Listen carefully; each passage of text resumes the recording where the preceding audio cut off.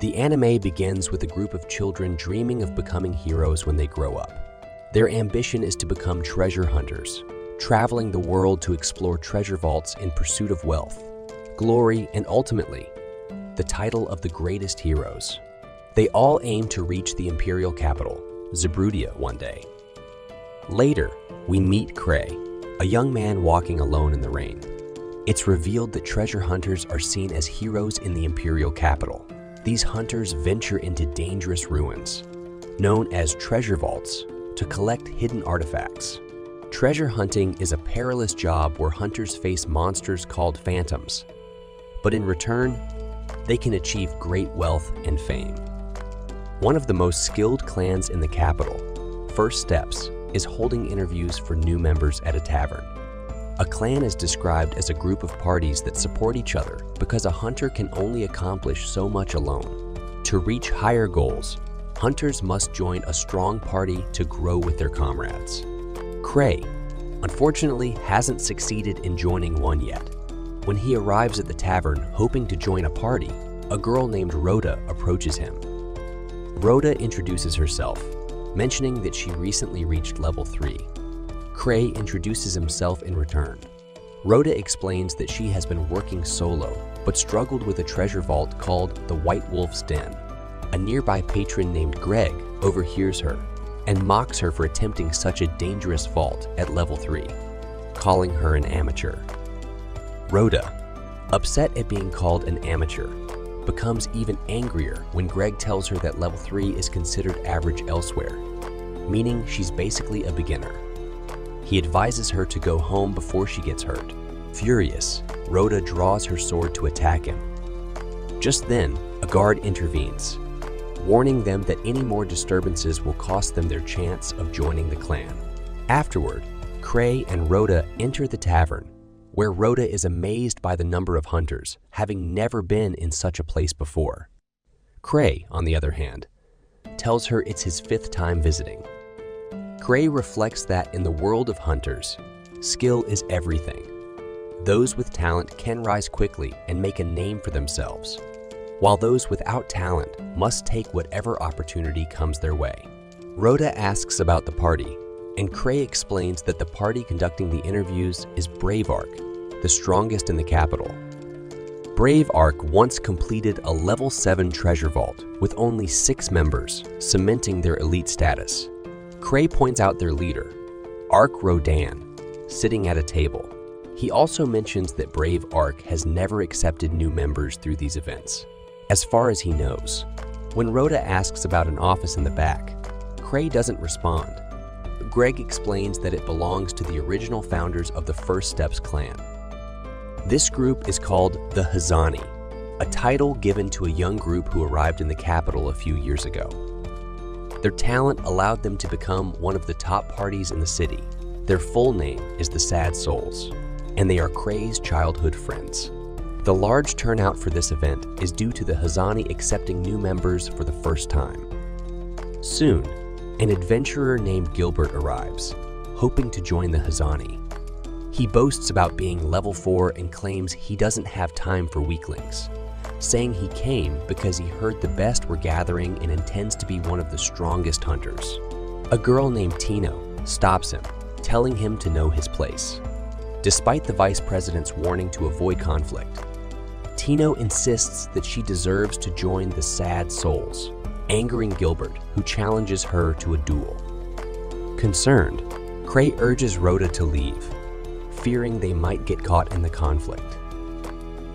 Just as they prepare to leave, Tino rushes toward them to stop him. At that moment, Arc appears and welcomes Cray, stating that nothing would have been accomplished without him, as he is the clan master and leader of the Sad Souls. This revelation surprises everyone. Years ago, when Cray and his childhood friends arrived in the capital, they quickly completed beginner treasure vaults and defeated monsters. They all chased the dream of becoming treasure hunters together. However, Cray felt ordinary compared to his exceptionally talented friends, leading him to decide to leave the party.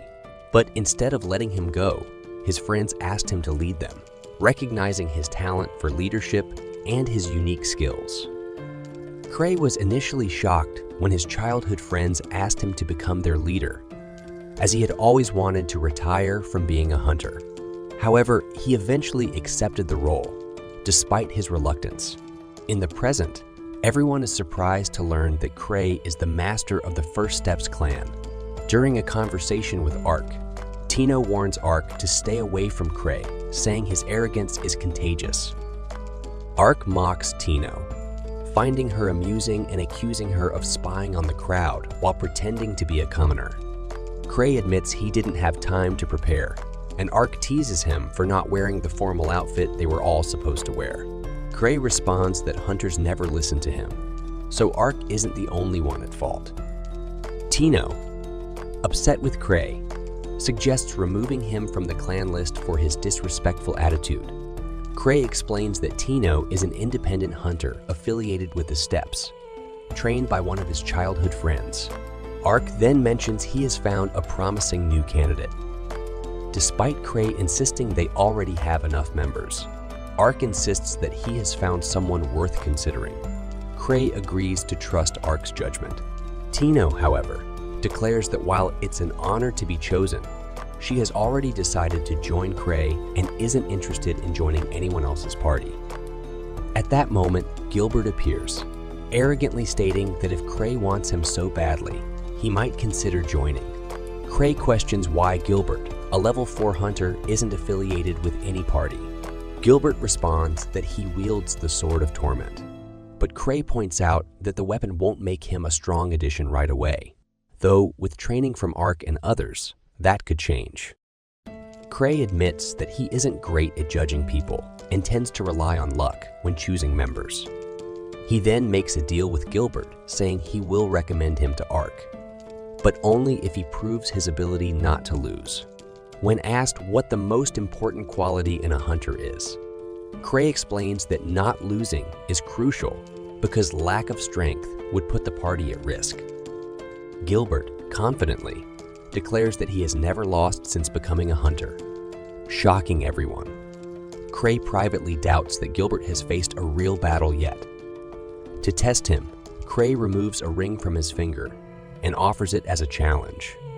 Whoever retrieves the artifact will be recommended to Ark. He throws the ring, and while Tino immediately attacks Gilbert, she cannot find the ring. Cray reveals that the ring is an artifact, and whoever finds it will be allowed to keep it. The next morning, Cray receives news of a massive brawl that took place during Ark the Brave's recruitment event, which ended with the venue being blown up. Luckily, there were no injuries, but the Association of Explorers wants to speak with Cray about the incident. Ark finds the situation amusing, while Cray instructs Eva to bill Ark for the tavern's repairs and make sure Ark attends the meeting with the association. Eva points out that Cray relies too much on Ark and that the association specifically requested his presence. Cray, knowing the branch manager Garak, declines to go, predicting that Garak will come to him instead. He also mentions that his stealth tool, a mask allowing him to disguise himself, is broken, making it inconvenient to leave without guards. Despite his reluctance, Cray decides to meet with Garak. At the mansion, Cray apologizes to Garak for the chaos, explaining that the damage was only material and that no civilians were harmed. He adds that the tavern owner understands the situation. Kina, another character, tries to calm Cray down and asks Garak not to be too harsh. She hands Cray a book. Garak insists that even without formal complaints, a prominent clan like First Steps must set a good example for other hunters, and letting them get away with this behavior wouldn't be right. Cray explains that the Association of Explorers, or Guild, assigns jobs to hunters, some of which are poorly paid, have tight deadlines, and are extremely difficult. These are often referred to as routine work, and Cray struggles to find anyone willing to take them. Kina jokes that Cray's talent for provoking others has reached new levels. Cray responds by selecting an easy task and assigning it to Ark. Eventually, he finds a rescue mission, which he emphasizes should be taken seriously. Cray goes to find Ark, But Tino informs him that Ark has been summoned by nobles and will be away for a while. She shows Cray the ring, stating that she didn't want anyone else to touch it. Cray, surprised, mentions that he received a mission from the Association of Explorers, but accidentally drops the paper. Later, Cray is seen chaining Tino, expressing his deep disappointment, saying it was the biggest shock of his life. He never imagined she would do something so awful. Tino defends herself, explaining that she didn't deceive him and had no intention of using cheap tricks. She simply wanted to go out for ice cream. Instead, Cray forced her into this tough routine work, which offers minimal compensation and has a long contract. Tino, still at level 4, argues that there's no way she can save 5 people alone. She acknowledges that Cray sends them on dangerous missions to make them stronger, but pleads with him not to overdo it with the harsh training. Cray responds by asking if she doesn't want to go alone, then reveals that the mission is in the White Wolf's den. 6 years ago, the most powerful clan in the region, which didn't even have a name yet, arrived at the Adventurers Association to register their group. Cray, as usual, tried to stop the team from moving forward and didn't even want to enter. He believed he would hold them back, but his friends insisted that he be their leader. There was no turning back now. Since Cray was being difficult, the boldest member of the group kicked open the door and marched into the association, introducing himself as Luke Sickle, the best swordsman in the world.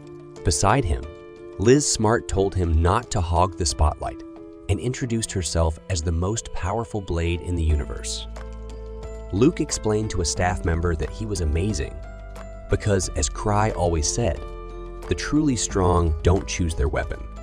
Since Luke used a wooden sword, it proved he was the most dangerous. Cray, feeling embarrassed, just wished Luke would stop mentioning him. The receptionist handed Cray a form, explaining that a team's name represents its spirit. The group hadn't thought about it. So Cray saw this as a chance to pick a terrible name and get out of being their leader. He drew a strange skull and called the team Strange Grief. Everyone hated the name, but just when Cray was about to step down, his friends decided to keep it, calling it Genius. That's how the Strange Clan was born. In the present day, Greg is shocked to learn that the lifeless-looking kid is actually the master of the Pagadas clan. Cray Andry reflects that the title Pagadas was the second name he earned as the leader of Strange. Famous treasure hunters often get special names and become idols, despite everyone's insistence. Gilbert Bush refuses to believe that Cray is anything special.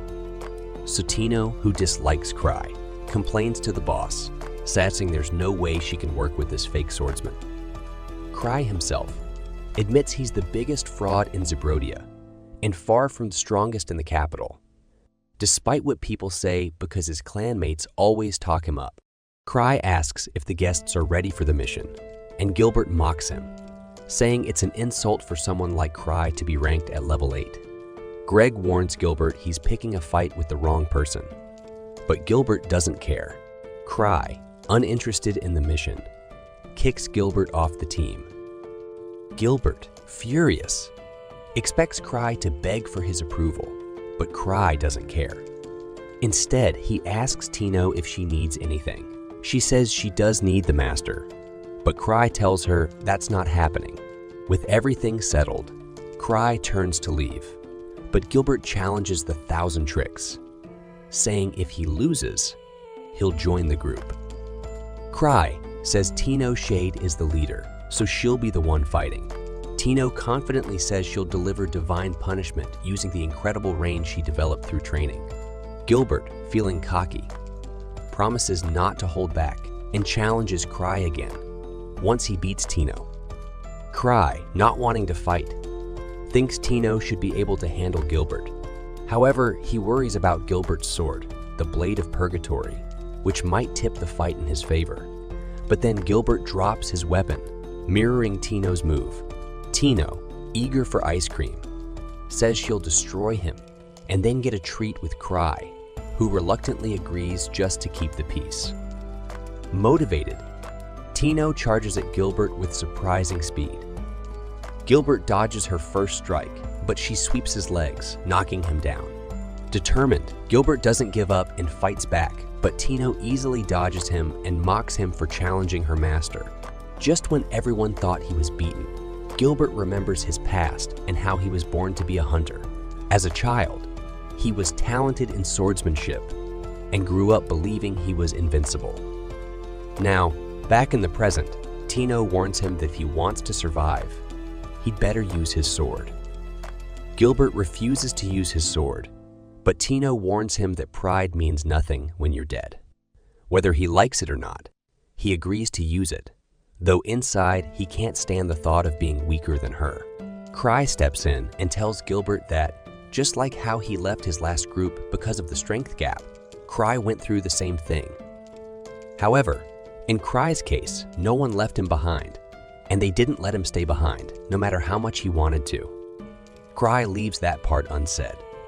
Gilbert is surprised to realize that Cry, the leader of the most feared clan in the capital, is kind. He starts seeing Cry as something more than a person.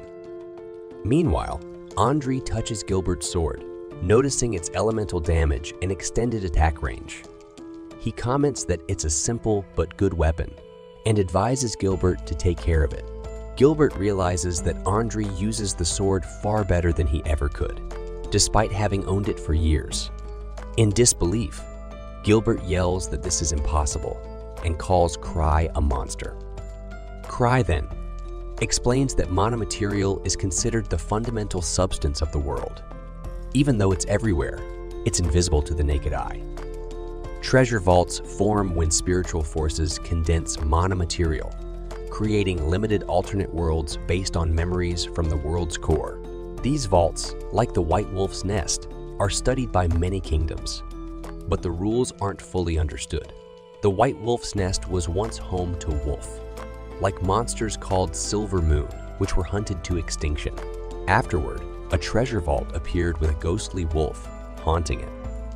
After reading this in the newspaper, a young man gets nervous, saying that a treasure vault based on vengeance seems too big of a challenge. Ivor Renfield blames Cry for putting them in this situation, but trusts that the team can handle it since the vault is only level 3, and they have 4 members, including Tino.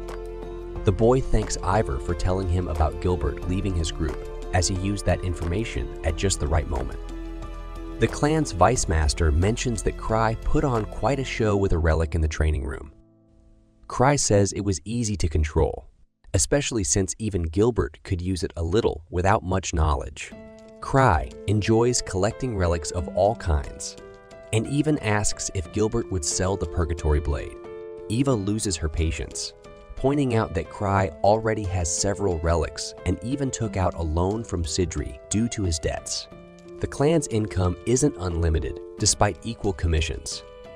Cry, embarrassed, tries to come up with an excuse, but only remembers that he needs someone to recharge his relics.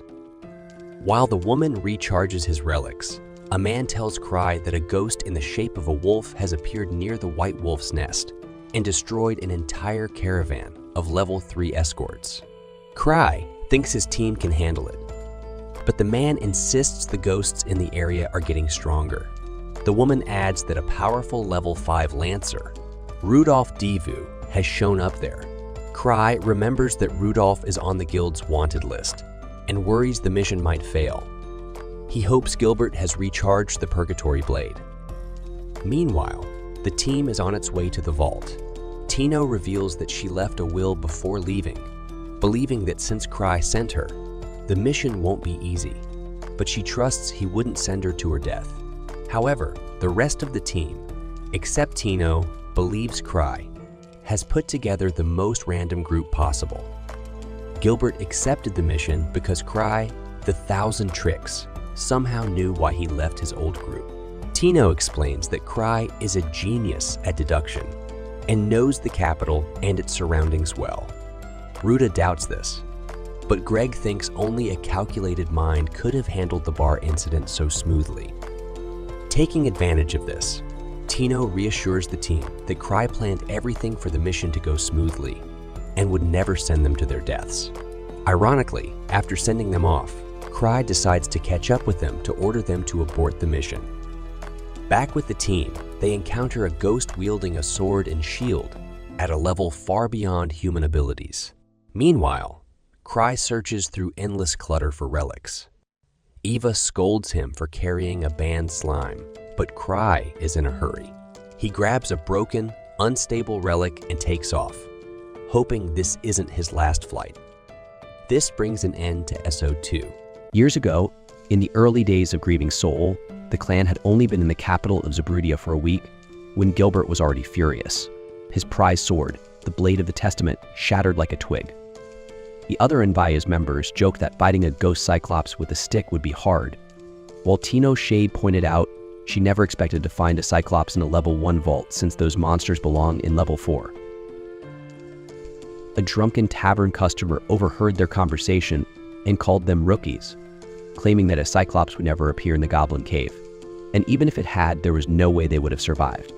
But when 2 female members of the clan showed him the Cyclops, the adventurer was left speechless. Cry, reflecting on the scene, thought to himself that this was exactly why he didn't want to bring the creature along. Fast forward to today, Gilbert Bush slices a werewolf in half. Exhausted, Ruta complains that this kind of monster shouldn't be in a level 3 vault. Greg wonders why his Blade of Purgatory didn't ignite during the fight. Gilbert explains that it's out of mana and he can't recharge it himself. Ruta suggests retreating, and Greg adds that the situation is different from what they were told, especially since the group they came to rescue is probably already dead. After hearing everyone's concerns, Tino Shade, the leader, stands firm. She declares that the plan remains unchanged. Greg anxiously asks if survival isn't the top priority, but Tino asserts they didn't come this far just to gather monsters. She believes the ones they came to rescue are still alive and that the group is executing a flawless level 8 strategy. Even depleting the Blade of Purgatory's mana was all part of the Master's plan. The group pushes toward the White Wolf's Den, where humanoid wolves armed with bows and firearms await. This makes Greg realize the earlier wolves weren't just randomly strong, this entire pack is dangerous. Tino explains the den was originally created to house Silver Moon wolves. Gilbert charges ahead, eager to finish things, thinking once they deal with the wolves armed with bows and firearms, the rest will be easy. But Tino warns him not to get reckless. As the leader, her responsibility is to bring everyone back alive. She lays out a plan. She and Ruta, being the fastest, will lure the enemies, while the others will attack from behind. The firearms shouldn't be much trouble up close, and no one is to use another as a shield or sacrifice. Meanwhile, Cry silently prays that at least Tino survives, even if the rest are used as shields. Back in action, Tino acknowledges that their enemies are stronger, but the group has one major advantage: teamwork. The wolves don't understand cooperation while they do. As more armed werewolves appear, the team instinctively knows what to do. Tino observes that despite being an improvised group, their setup isn't bad. Gilbert may talk too much, but he's skilled. Greg, with his experience, works well with the others. Ruta, though not flashy, is excellent at finding enemies, allowing Tino to focus on the fight. As everything falls into place, Tino starts to believe her master is a true genius for planning so well. Meanwhile, in the heat of battle, Gilbert grows frustrated, feeling underestimated. This frustration takes him back to a time when he felt the same way, pushing his team hard only to leave them when they couldn't keep up. He realizes now they had been giving it their all, but he never stopped to consider their efforts. Now, fighting alongside others, Gilbert has matured, understanding the power of teamwork. After another victory, the team pushes deeper into the White Wolf's den, arriving at a larger chamber. Tino places her hand on the wall, sensing a presence not the people they came to rescue, but likely the den's boss. Greg wonders if they should retreat, but Tino reassures him that since they've come this far without a scratch, they can handle the boss. Greg still feels uneasy, but Tino teases him for being so cautious, saying that safe missions never lead to growth. Greg admitted that Tino wasn't entirely wrong. After all, once a hunter reaches level 4, they can make a living just by completing vaults below their level. Greg had always pulled back when he thought he couldn't win, a habit born from seeing so many friends die.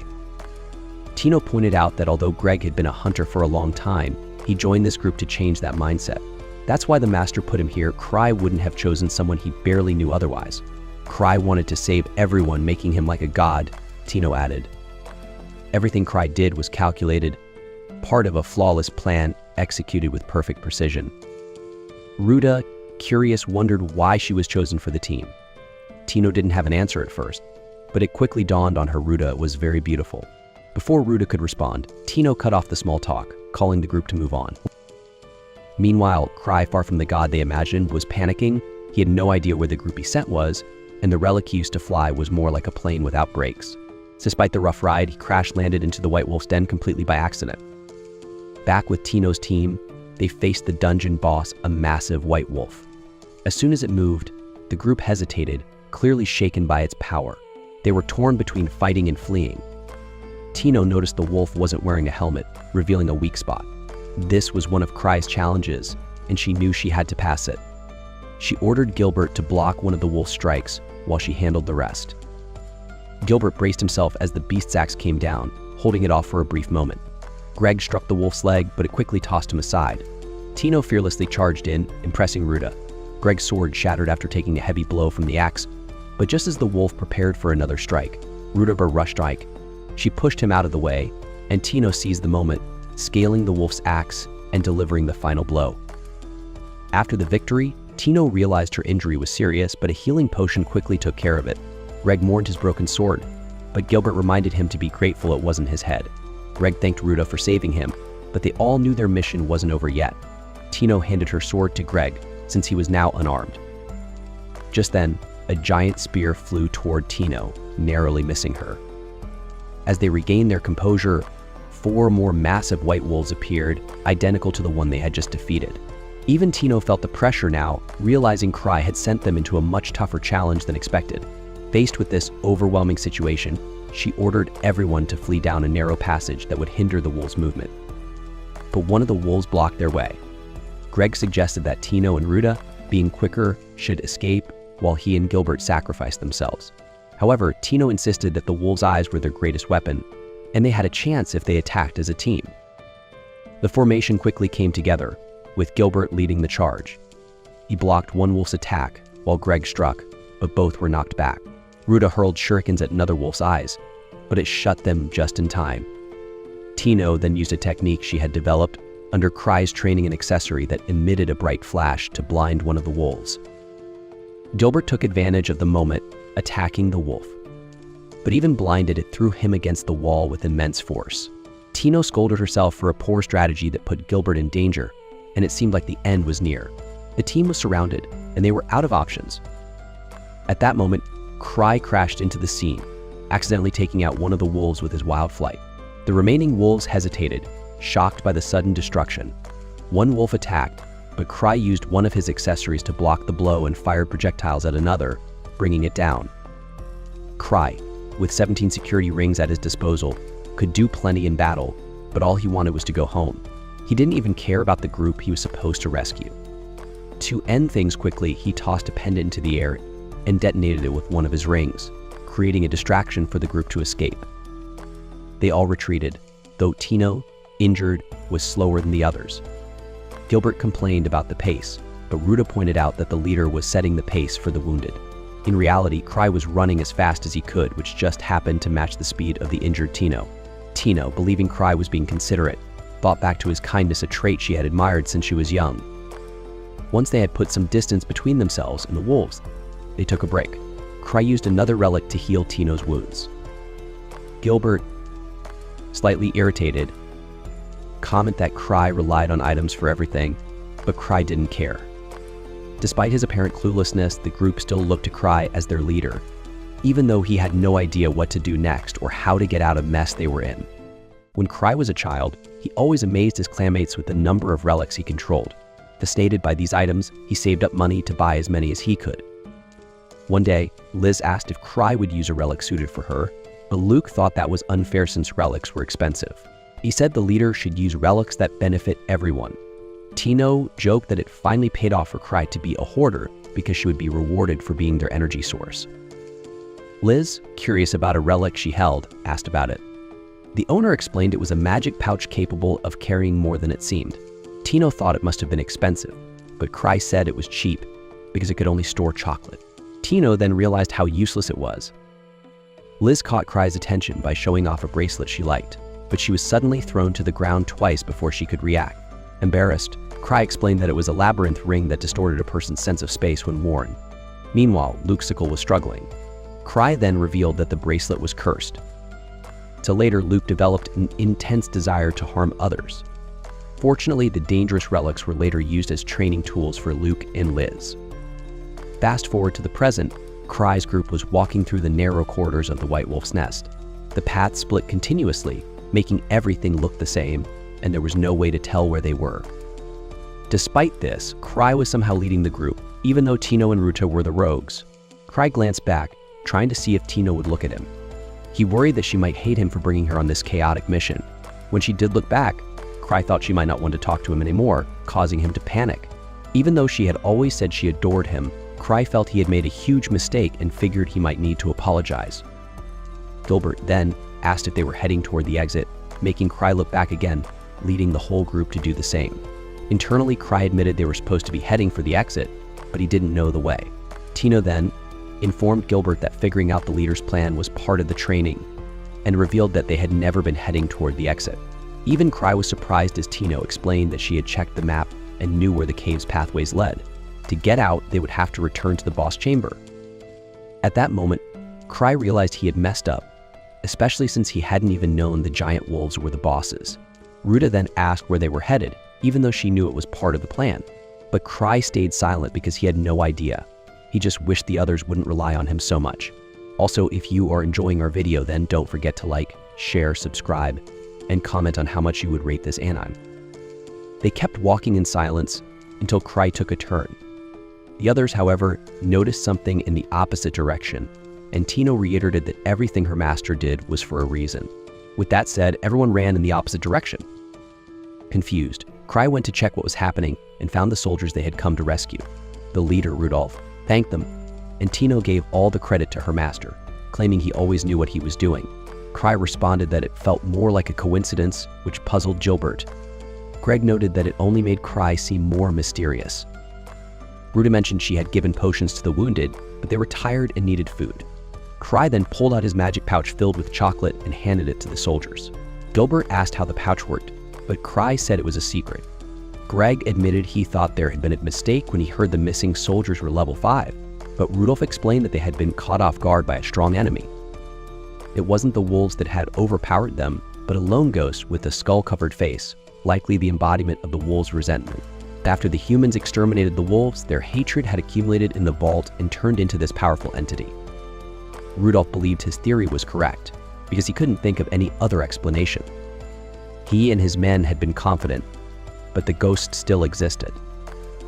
Craigist seemed to be on the same level as the legendary 1,000 Swords, the greatest swordsmen in the capital. These were warriors who had trained with the sacred blade, and one of them, a lunatic capable of defeating anyone with a wooden sword, was Luxical, Cry's childhood friend and member of Straggery. Cray thought the ghost was strong, but it seemed like an exaggeration to place it on the same level as the 1,000 Swords. In any case, Luke wasn't there and Tino wouldn't be able to defeat the ghost. Cry regretted not waiting for Ark. In the end, he suggested everyone leave before they encountered the creature. However, since Tino Shade was the mission leader, they had to respect her decision. Tino felt inferior to her master, but Cry assured her it was possible to succeed, and he would step in if she needed help. Cry was tired of leading and wanted to pass the responsibility to someone else. Tino accepted the challenge, agreeing that the best plan was to get out as quickly as possible. As they resumed their journey, Tino led the way to the exit. Rudolph wanted to stay behind to buy time, but Cry assured him everything would be fine as long as he was present. Leon, one of Rudolph's subordinates, insisted on staying because his superior had only accepted the mission for him. Suddenly, dozens of howls echoed through the cave. Cry calculated that he had 5 safety rings left. On the 6th try, he would die for real. He no longer had relics to use, and the shooting ring wouldn't stop the enemies. To make things worse, the citrus slime had disappeared, and his sword was lost. Cry wondered what he would do next. So meanwhile, a mysterious figure was moving through the misty corridors, teleporting elsewhere. A Cry's group sensed something serious was about to happen as Rudolph prepared for the coming danger. Cry stood in front of Tino and assessed the situation. He thought that if he used the Night Hiker and became a human missile, he would die once, but he could manage a surprise attack. Suddenly, 4 purple flames lit up the room, revealing the ghost everyone had talked about. The presence of the enemy was overwhelming, and everyone began trembling in fear. Behind the ghost, another figure appeared with a sword, and Tino started saying her final goodbyes to her master. Cry, however, was puzzled, wondering what Liz Smart was doing there. Without delay, Liz teleported to the ghost's flank and delivered a powerful kick, slamming it against the wall. She then returned Cry's lost sword and explained she had come running after hearing about their trip to the vault. Liz couldn't believe Cry worried so much, nor could she believe that Tino, his apprentice, couldn't even pick up trash properly. She grabbed Tino by the arms, and when Gilbert tried to speak, Liz kicked him in the chest, warning him she was in the middle of an apology. She asked Tino if her incompetence was due to poor training or a lack of ambition. Losing her temper, Liz cursed Tino, saying she would die in the gutter before causing problems for Cry's reputation. Tino, overwhelmed, knelt and begged for forgiveness.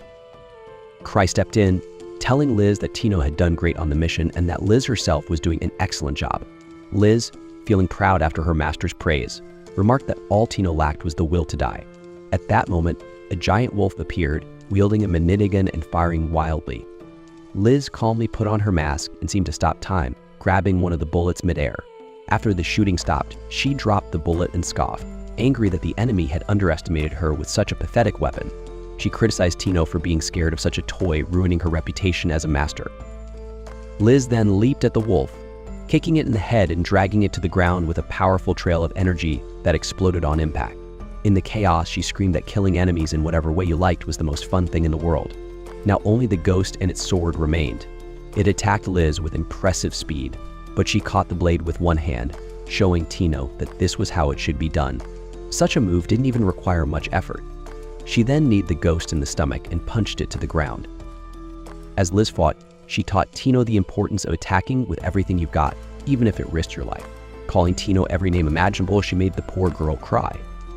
Cry observed that the ghost stood no chance against Liz and thought that it was the battles between Liz and Luke that had caused Stragri to grow so much. Liz Smart had become faster than anything, earning her the nickname Broken Shadow. Back in the capital after their victory, Gilbert announced that Cry could keep the Sword of Purgatory. However, Cry declined, saying he wanted to restart his journey from scratch. He dreamed of becoming strong enough to catch bullets like the Broken Shadow. Tino, Greg, and Ruta didn't believe him, but Cry just wanted to dream and be happy. Since he wanted to be as strong as Liz, Tino offered a piece of advice about Stragri's personalized masks. 6 years ago, Cry had messed up the order and requested masks without eye holes, but the members still thought they looked cool and officially adopted them. A year ago, a girl named Citrus Mart gave Cry a slime because it made her feel safer. Citri, an alchemist and member of Strange Grief, is known for her unusual behavior and is part of the Capital Science Institute. She's also the mind behind Sigri and was once the most renowned alchemist, earning the nickname Prodigy. Sometimes, Citri has Craig test out her strange creations. When it came to the slime, she warned Cry to be very careful. If he ever dropped it, it could endanger the entire capital. Now, Cry is anxiously searching all over his room for Citri's slime. After a long search, he sits down, thinking about where it could be. When he opened the capsule at the White Wolf's den, he found it empty. Originally, the slime was locked in a vault, one that Cry had never opened. The vault itself was a relic. Cry, leader of Stragri, concludes that the vault was empty all along. He laughs, lying on his bed, and notes how much of a prankster Citri is. However, he realizes that if he thinks about this too much, he might make himself sick. Meanwhile, at the White Wolf's den, a warrior defeats a ghost and questions her partner, wondering if this place wasn't supposed to be level 3. He explains that the ghost's level has suddenly risen over the past few weeks. She then points out that investigating missions for the association is no simple task, while he agrees, saying that examining strange occurrences in treasure vaults is important for the kingdom. He also recalls that Miltrux is looking into this matter, suggesting something odd is happening. Back to Cray, he has barely slept, lost in thoughts about the slime. As he leaves his room, Eva Renfield approaches him, informing him that the association needs a report on the White Wolf's den. Cray, as lazy as ever, says the leader of the expedition team was Tino, so Tino should do the report. However, the Vice Master of Arkbrave explains that Tino Shade is training with Liz. Having no choice, Cray asks if there's been any talk in the capital about this mission, and Eva promises to investigate further. At that moment, Miltru steps in, asking her to drop the subject and says he'll go check on Tino. Eva directs him to the training room on the second sub-level. With the boss gone, Renfield wonders if these strange events in treasure vaults are connected to the unrest among the capital's nobility. Cry continues to predict things without understanding them fully. The first time might have been luck, but after 2 or 3 times, it becomes obvious. She wonders about what's happening in the capital. Shortly after, Cry arrives at the sublevel where Sten Anger, leader of Obsidian Cross, is waiting. Sten quickly asks Cry to stop Broken Shadow as it's interrupting the training hall. Cry argues that fighting monsters is his expertise. Sten replies that both Ansem and Lucia are gone, so there's no one to stop Liz. He also wants to know how Lismart returned alone. Cry explains that she disarmed all the traps, reached the boss's room, and got bored, so she left. Sten, impressed, points out that the Night Palace is a level 8 vault and only someone bold would get bored there. Either way, he insists that if no one stops Liz, Tino could be in serious trouble. Cry, smiling, remarks that people don't get hurt so easily. But when they open the hall door, Liz is standing over an unconscious Tino. She's still threatening her, raising her leg to strike. Cry realizes he must stop the training to prevent any harm. Liz abruptly stops and explains to Cry that she was only training Tino, noting that Tino has great potential but is still too weak. Liz comments that she was stronger than Tino at that age. Cry, understanding Liz's passion, asks for the training to stop since Tino has reached her limit. Liz, in disbelief, wonders why he's stopping her as if it's a big deal. Suddenly, Tino grabs her ankle, saying she can still keep going. Cry, noticing Tino's mask, asks her about it. Liz, pleased with Tino's determination, resumes training. Cry steps out and informs the others that once Liz is in her training mode, she can't be stopped. Though Sven is concerned, he thinks it's beneficial for Tino to get stronger. Switching topics, he mentions that the North Route has been closed due to a rise in ghost sightings. The two have tea, and Sten adds that an investigation is underway. It seems they caught the Night Order off guard. Cry heard about adventurers encountering ghosts from White Wolf's den, and figures this is why Gark wants to meet him. Reflecting on this, Cry wishes Ark were there, as he's strong, smart, and trusted. Ark would handle things smoothly, but since he's unavailable, Cry decides to do what he can to buy time. Watching Cry's calm demeanor, Sven comments on how relaxed he is, leading Cry to think it's because the issue isn't his. At that moment, Cry has an idea he'll send Obsidian Cross to meet Gark, hoping they'll take over. He asks the team to inform the Adventurers Association manager that he won't be able to make it. Then, Cry quickly leaves, brushing off another responsibility. This prompts the second member of Obsidian Cross to question why their leader always avoids missions. Sven replies that the newcomer doesn't understand Cry's unique mindset. Cry's always been like this, but it's this very nature that makes him the force behind Straggery and Obsidian Cross. Sven even believes that in some ways, Cryandry is like a monster, not to be underestimated. Meanwhile, Gark is informed that there hasn't been any change in the energy near the White Wolf's nest, and his assistant notes that the mana levels are the same. Gark decides he'll meet with Cry tomorrow, confident he knows something. In a mysterious laboratory, Gart, an older man known as the Master of Magicians, remarks that he hadn't expected a high-level hunter to get involved in this situation. Other men, all in uniforms with the same symbol, approach him. One of them says it's only a matter of time before the Adventurers Association finds this place, but Gart insists that no troops shouldn't be underestimated. Another man adds that regular hunters wouldn't understand the work the Master of Magicians, who is head of research for the capital's Akasha Tower Division, is doing here. Gart explains that the mechanism they're working on channels the immense power of energy lines and that storing it is affecting the treasure vaults. If their experiment succeeds, it might even allow them to create treasure vaults at will. Some members of the group worry about the need to abandon the lab and start over, especially since Sophia, who oversees the defense system, is away on vacation at this crucial time. The Master assures them that he granted her leave and has contacted her with the Harmonic Stone, so Sophia Black will be back soon. He believes she would have already resolved this if she were here. Meanwhile, Cry is having a nightmare of the capital in flames and under attack. He wonders if Citri's slime could be that dangerous, but quickly dismisses it since his dreams never come true. Suddenly, he's startled as Liz wakes up beside him, though it's not the first time she's snuck into his bed. The girl eagerly invites him to spend the day with her. When Cry heads downstairs, he encounters Gark, but Liz jumps in, saying Cry's busy today, and hints at the presence of Broken Shadow. The association manager demands the report she was supposed to complete on the Night Palace, but she snaps back that the association always piles work on Cry. To avoid spoiling her plans, she kicks the manager in the face, but he skillfully blocks and warns that even he has limits.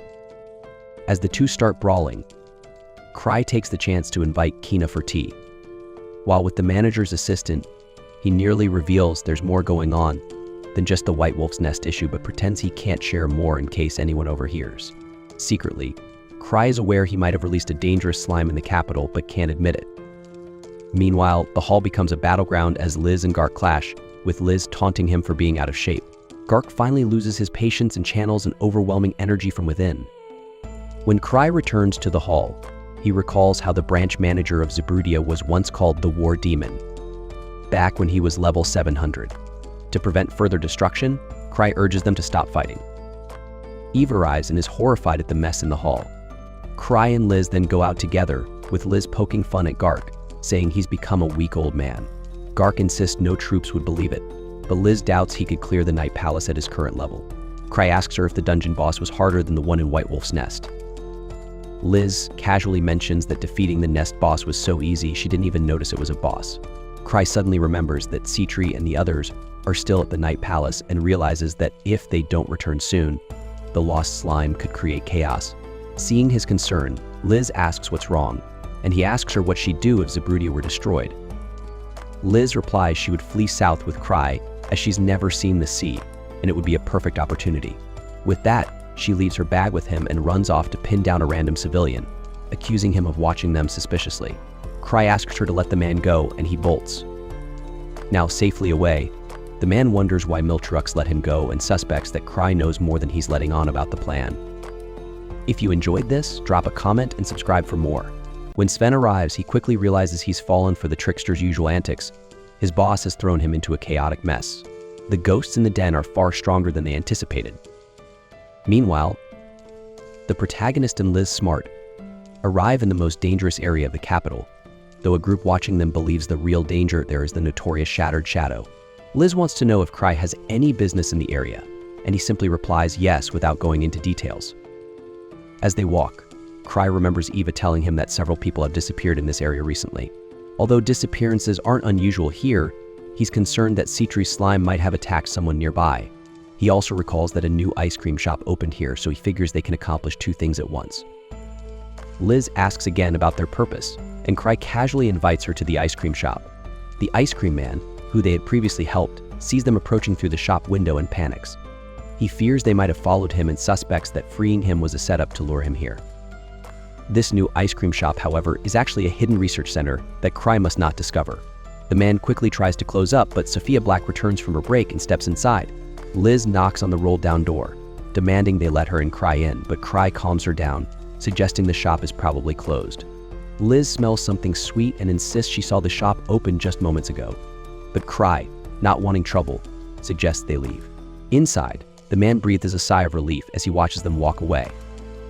After finishing their outing, Cry reflects that he didn't gain any leads on Citri's slime. He asks Liz when Citri will return from the Night Palace, but instead of answering directly, the Shattered Shadow offers her help, perhaps out of jealousy. Cry clarifies he needs someone knowledgeable about magical creatures, so Liz gives in, telling him Citri took various types of equipment and might be a while. Later, Eva enters Cry's office and informs him that they've assembled a team to help investigate the White Wolf's den. With Ark unavailable, the Obsidian Cross has volunteered. Cry, uninterested in the details, tells Eva to handle it, but is informed that the team will include a relic research specialist for a thorough investigation. Hearing this, Cry realizes the case has become quite serious, so he decides to send a member of Footprints on the expedition, which Liz enthusiastically supports. Meanwhile, the Master of Magicians learns that Cry has found their hidden facility, catching them off guard as they thought the ice cream shop was a perfect cover. One member of the organization asks how they should respond, as they still don't understand what Cry truly wants. Sophie states that they must defend themselves, surprising everyone. Cry-Andrei, being a level 8 adventurer, is highly skilled, but Sophie disagrees with retreating. She declares that the Tower of Akasha seeks the truth, and they won't back down. Despite knowing Cry is surrounded by powerful hunters, Sophie sees this as the perfect test for her new defense system. If they can eliminate Cry and his allies, the organization's secrets will remain safe. The Master of Magicians acknowledges that Cry has already detected them, meaning they may not escape unscathed. He gives Sophie full authority to act as she sees fit. Meanwhile, Tianov steps out of the shower and notices his injuries are gone, realizing Liz must have healed him while he was unconscious. He's relieved to have survived. After getting dressed, he heads to the Adventurers Association and is surprised by the number of carriages outside. Inside, a colleague tells him they're organizing a joint expedition with the Association to the White Wolf's Den, though originally Ark was supposed to lead it. With Ark unavailable, the Obsidian Cross has gone ahead, though they aren't as strong. Cry appears on the second floor, thinking all the activity must be for a party. Eva reminds him that they discussed this plan yesterday, and since Ark isn't available, she assembled the best group she could.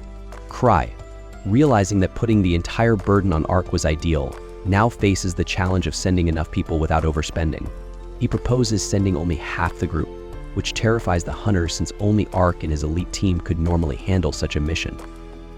At this point, Eva asks for silence so Cry can say a few words.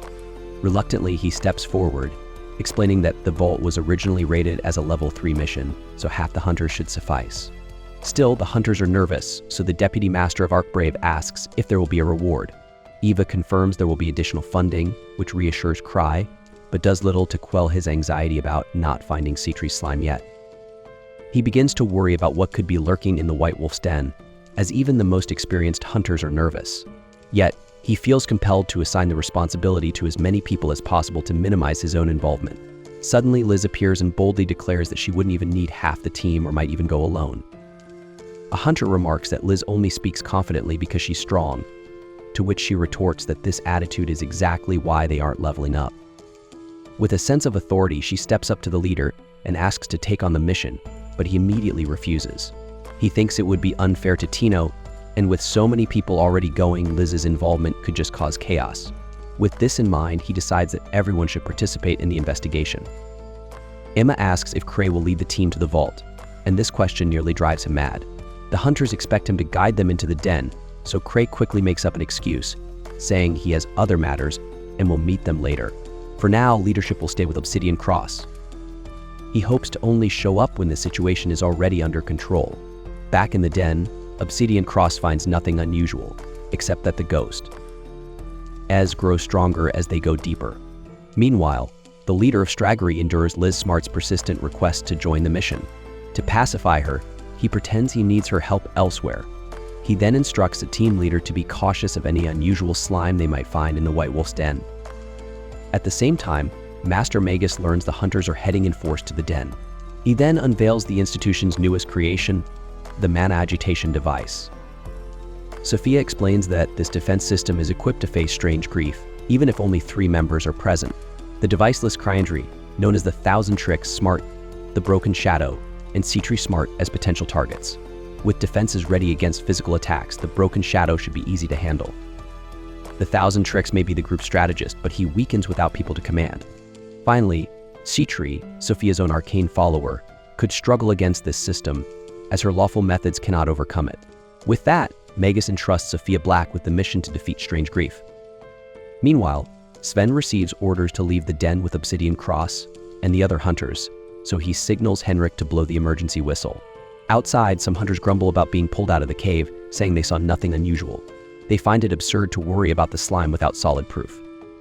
One hunter criticizes Sven for trusting Cry, a man who does nothing in the city, rather than evidence they could uncover themselves. Sven finally snaps, explaining they only used the whistle out of kindness. He adds that if Cry were here, he'd say there was no danger, while Liz and Luke would ignore the weaklings and even study their bodies afterward. Sven emphasizes that all members of Obsidian Cross are also healers, so abandoning people to their fate isn't their way. If the hunters want to continue without backup, they're welcome to do so. The furious hunter scoffs, saying it's absurd to fear slime since such a terrifying monster wouldn't be in the den. Sven responds, saying that long ago, Cry told everyone to see the cherry blossoms blooming in the den but advised them to bring weapons. The leader knew a vault would materialize in the prismatic garden phenomenon, leading Sven to believe that Cry has a unique foresight. The reason they spent a fortune on this resident stone was to gather intelligence. This is the value Cry places on information. Meanwhile, he must endure Liz in his ear all day, as she's eager to act, but Cry still intends to show up only when the mission nears completion. Just then, Sitri returns, feeling a powerful enemy must be stopped before it grows stronger. Later, Gark gears up to help with the expedition, despite Kina reminding him he's retired. But Gark insists he still wants to prove he can keep up with the younger hunters. The story flashes back to when Sitri and Cry were kids, sitting together. Citri told Cry she wanted to fill in where others were lacking, so everyone could enjoy being hunters. Admitting she wasn't very strong, Cry suggested she take on a role that suited her, maybe as an alchemist. Returning to the present, before heading to see Gark, Citri checks Cry's room and explains that her slime creation has impressive adaptability and evolution skills, but it's still a failed experiment. Cry wonders what this means, but Citri reassures him it's safe and won't harm them. Cry feels relieved for himself, but realizes that others might be at risk. Citri speculates that the slime may have escaped from its secure container, possibly through the bathroom drain, since it's drawn to water. This makes Cry uneasy, as he imagines a dangerous slime lurking in the pipes, but Citri tells him to leave it to her. The scene then shifts to the White Wolf's den, where the reinforcements Cry sent have arrived. One of them asks Sven how things are going. Sven says nothing has happened yet and inquires if anyone was sent to take command. The man replies that Cry assigned Sven to lead. Sven had expected Cry wouldn't show up, but he finds it odd that Liz isn't there either.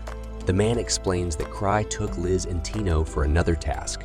Sven is relieved not to have Liz around since working with her would be impossible. Gathering everyone for a strategy meeting, Sven asks if anyone has experience fighting slimes, but no one raises their hand. They all consider slimes too weak to be real opponents. Someone jokes about having accidentally stomped one, and Sven asks if they have anything special to fight slimes. The group dismisses the need, believing slimes are weak against any weapon, even magic. However, Sven learns that Cry mentioned this was no ordinary slime, which frustrates him. Gain, a member, mocks everyone's concern over a slime, but Sven warns him that he'll likely be the first victim, which annoys Gain. One of the hunters, an alchemist named Talia Widman, reveals she worked with Citri on a slime-killing drug. She isn't sure if it'll work on this slime, though.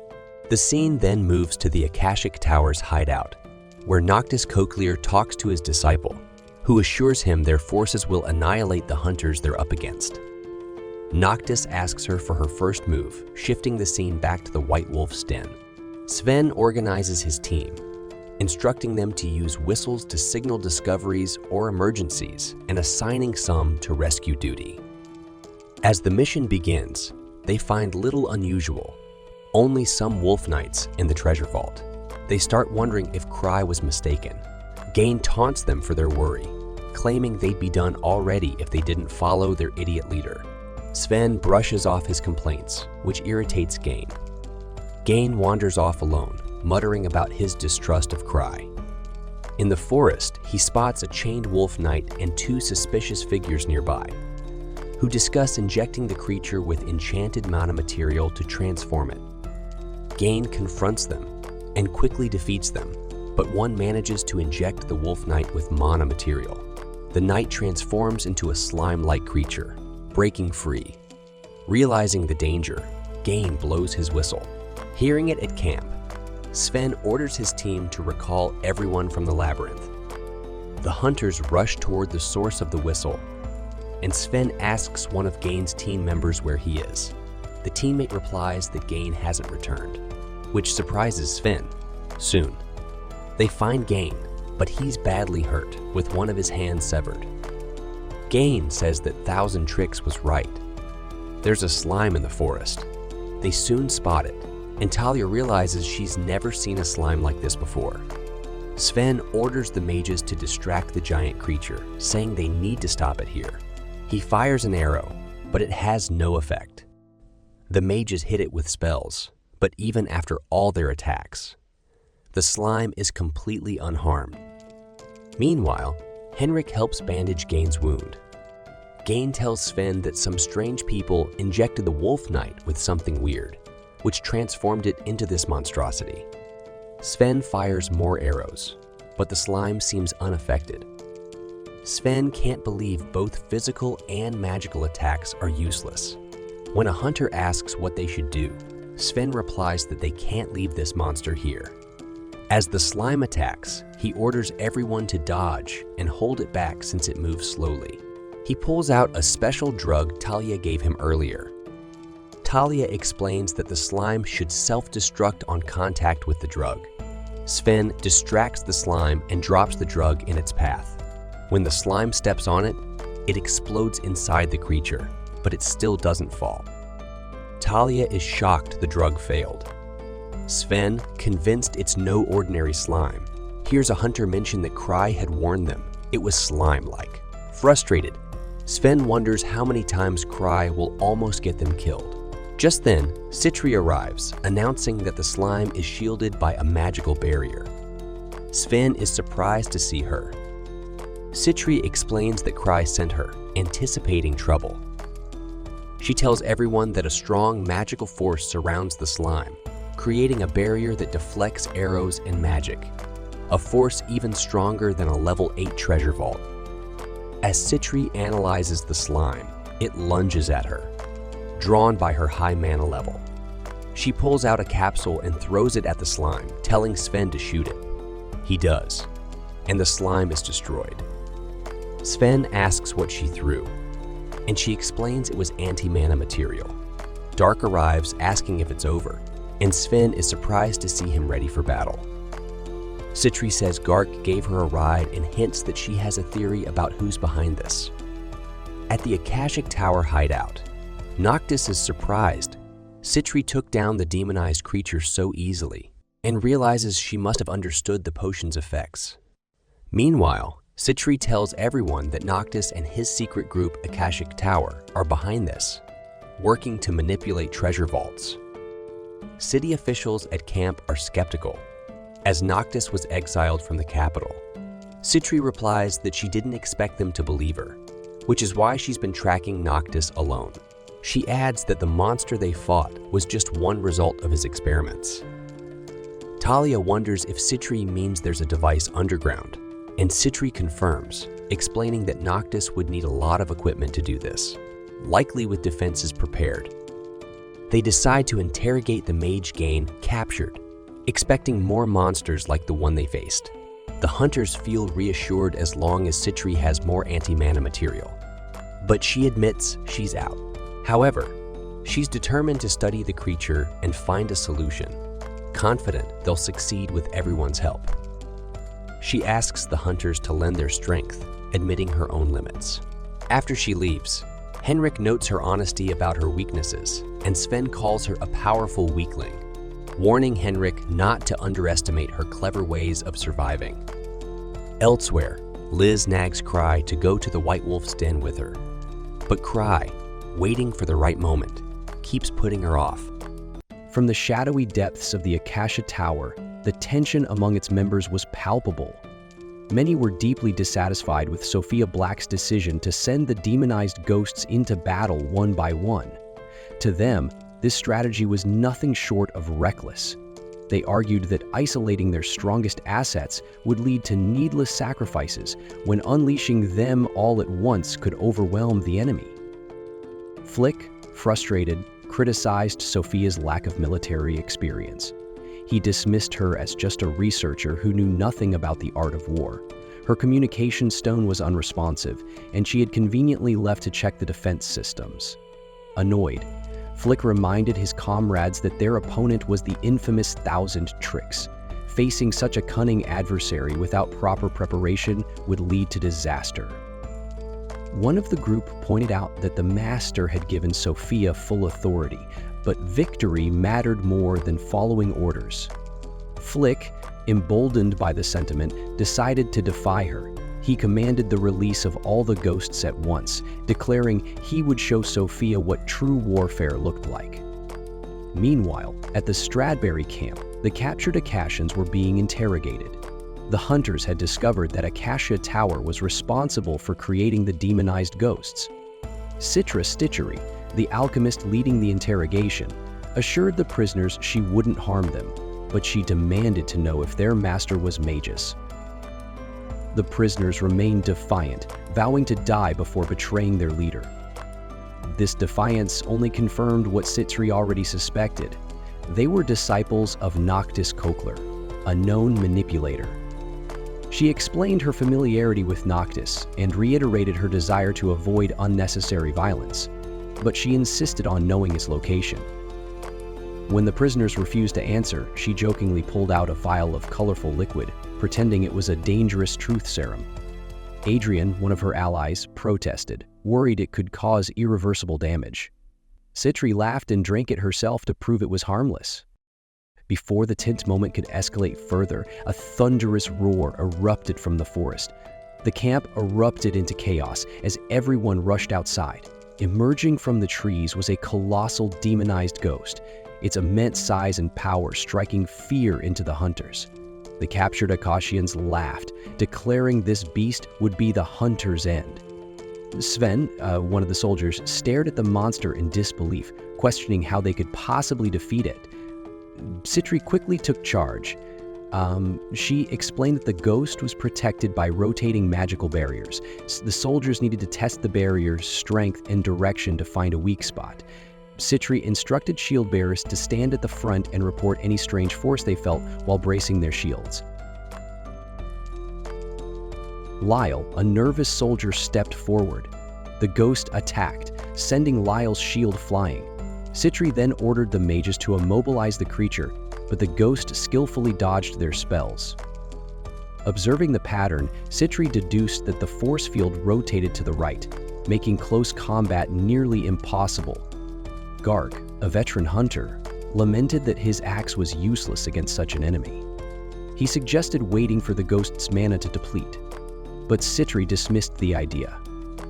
The monster's mana reserves could last an hour, more than enough time for it to wreak havoc.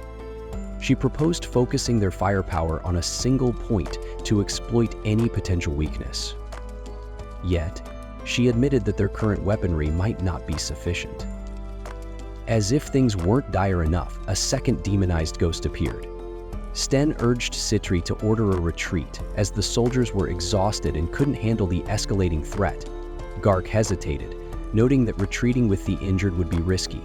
However, before they could act, Citri noticed the two ghosts turning on each other.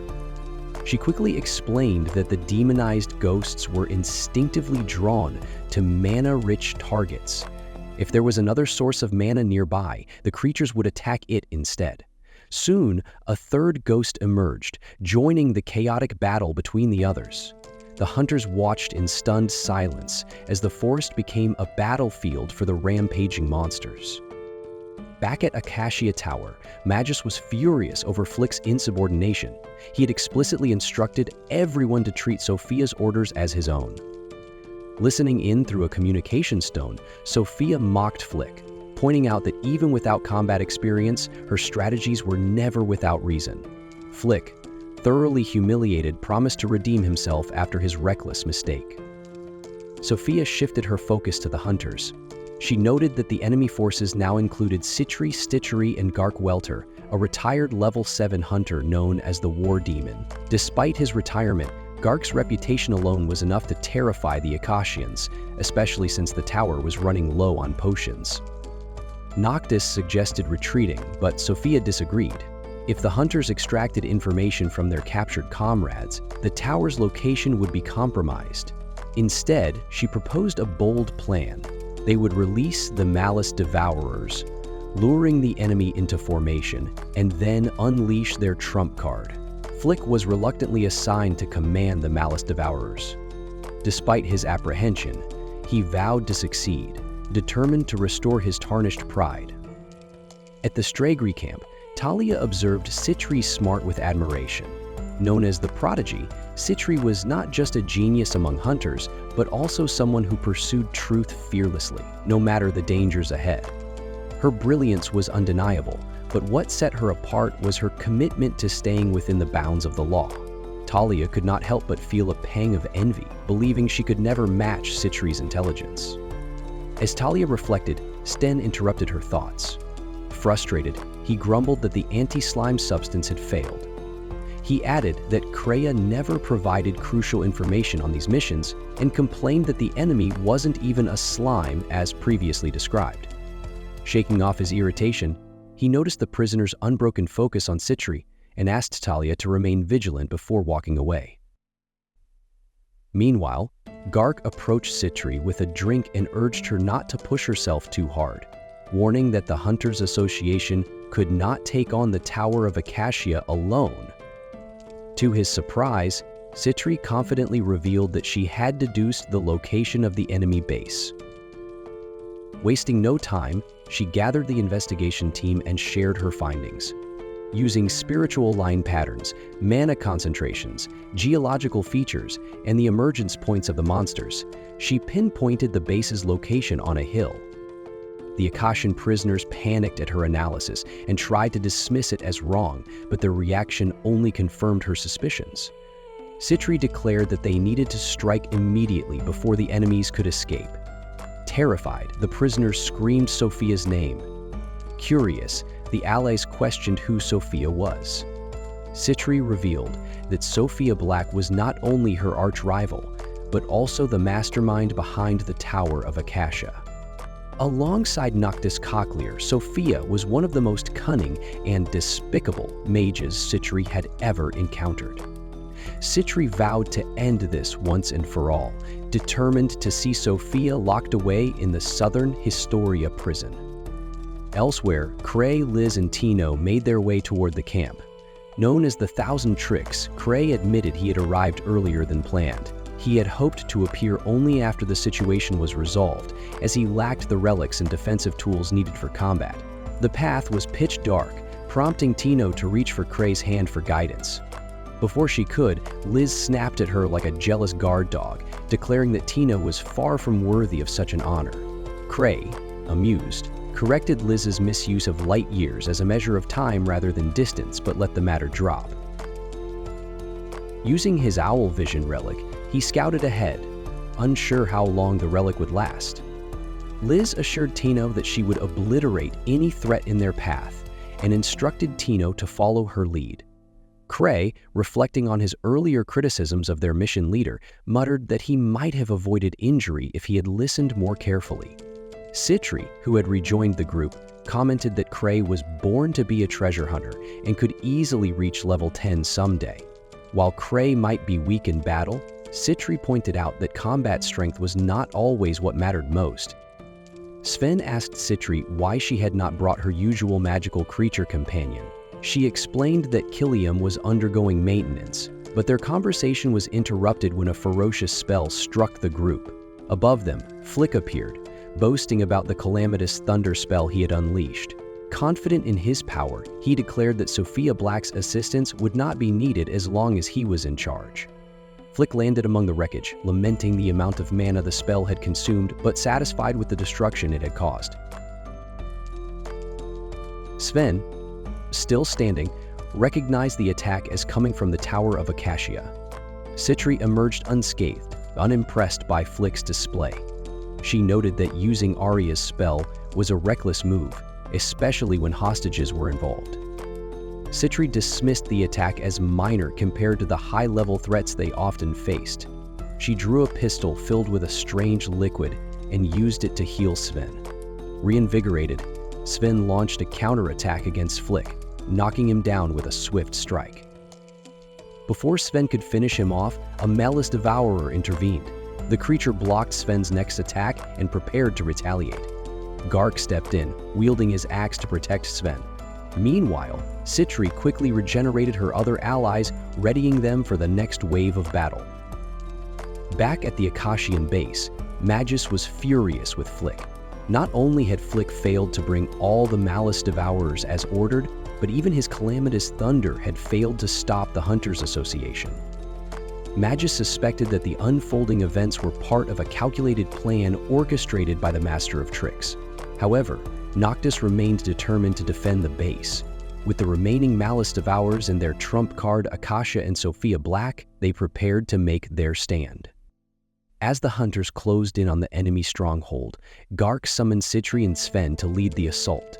Cray's group followed the trail left by the calamitous thunder, ready to join the fray despite the growing darkness and uncertainty ahead. The treasure hunters charge toward the cave, but the members of Akashi Tower are prepared to fight back on their flying lions. However, this is just a distraction to buy time for Magus to activate their ultimate weapon. Inside his lab, Magus presses a series of buttons and a stone statue shatters, revealing a massive golem. Confident in its power, Magus declares it to be the greatest weapon of the Akashic Tower and believes the enemies will never defeat it. The golem steps out of the cave, where Gark stands ready to face it. It swings its enormous sword at him, forcing the old man to use all his strength just to block the attack. Seeing their strongest fighter cornered, the other Akashic Tower members seize the opportunity to go on the offensive. They fly high on their lions, staying out of Sven's and the other attackers' reach. Meanwhile, as the chaos unfolds, two prisoners quietly work to cut the ropes binding their hands. One of the flying lions attacks Sven, wounding him, but Sven quickly heals himself and encourages his friends to stay strong. The situation looks grim for the treasure hunters until Liz arrives, moving at lightning speed. She takes down one of the flying lions, reigniting the group's morale. Seven rallies everyone to charge forward, emboldened by Liz's presence. Elsewhere, Cry and Tino are deep in the forest, when Cry feels uneasy since Liz has left, leaving him without a strong protector. Suddenly, Tino senses someone nearby. She offers to confront them, but Cry dismisses it, assuming it's just animals. Unknown to him, the people Tino sensed are the prisoners from the Akashic Tower. Confused by Cry's inaction, they slip away unnoticed. Moments later, Cry's night vision lenses fail, and he asks Tino to guide the way. Back on the battlefield, Liz effortlessly defeats more flying lions, scolding the others for struggling against such foes. She mocks her sister, Citri, calling her weak. Citri snaps back, asking why Liz is even there. Liz smugly replies that she begged Cry to come along before diving back into the fight. With incredible speed, she targets the golem, but finds it more challenging than expected. Her relentless attacks begin to chip away at the golem, forcing it to retreat slightly. Not wanting to be outdone, Gark joins in, striking the golem with his ice axe and freezing part of it. The golem falls momentarily, giving Sven a chance to aim his attack. However, it reboots quickly, countering with surprising agility. The hunters are shocked at how such a massive machine can move so swiftly, reminding them of Ansem, one of the 6 grievers, who is both giant and agile. Liz speculates the golem might be modeled after him, but dismisses the thought, focusing on destroying it. As Liz prepares her next move, the golem detaches its hand, revealing a cannon. It fires at Liz, grazing her abdomen and forcing her to retreat since she struggles with ranged attacks. The golem continues firing, and Citri suggests draining its energy instead of relying on brute force. Liz takes the remark personally, determined to prove she can destroy it. She unleashes a powerful combo, causing the golem to collapse. Gark then strikes its foot, hoping to finish it off. But the golem activates thrusters on its back, flying into the air. Frustrated, Liz gives up on trying to defeat it alone. At that moment, Cry arrives, casually asking how everyone is doing. Despite the chaos, he appears unfazed, and the hunters feel reassured, confident the fight will soon end with Cry's help. The golem locks onto Cry and flies toward him. Tino clings to Cry in fear, but Cry, clueless as ever, doesn't react. Suddenly, before the golem can hit him, it's repelled, crashing into a wall and powering down. The others ask Cry what incredible move he used, but he admits he didn't even see the golem because his mana-powered lenses stopped working. Confused, he asks why everyone is making such a fuss. With that, the fight ends, and the treasure hunters raid the Akashic Tower's base, taking everything they can. Later, Cry receives a report from Citri, who thanks him for sending Liz to help at the perfect moment. However, Citri isn't done. She declares her intention to destroy the Akashic Tower herself.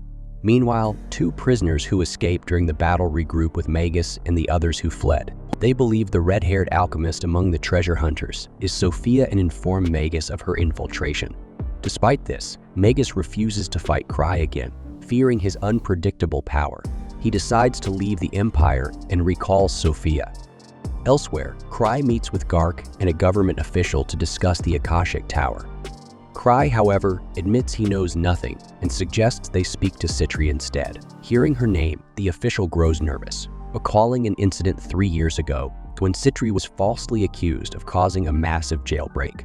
Although her title was stripped, Gark intervened to prove her innocence. Since then, government officials have avoided her. At the Akashic Tower's makeshift base, Magus's disciples capture a terrified woman they believe is Sophia. Magus confronts her, but when a flying lion reacts aggressively toward her, he realizes she's telling the truth. She isn't Sophia. At that moment, the real Sophia appears with a bottle of wine, leaving everyone confused. Without hesitation, she reveals herself to be Citri, removing her wig and robe.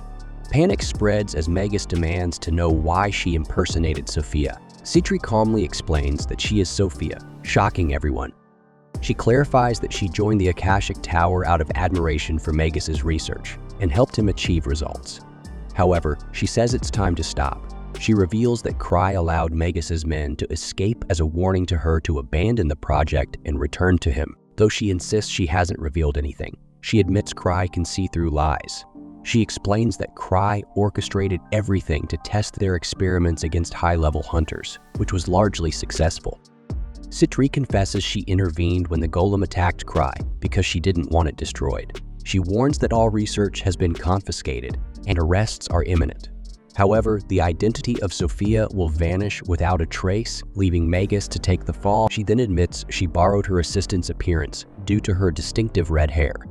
The assistant collapses in tears while Magus's disciples attempt to attack Citri.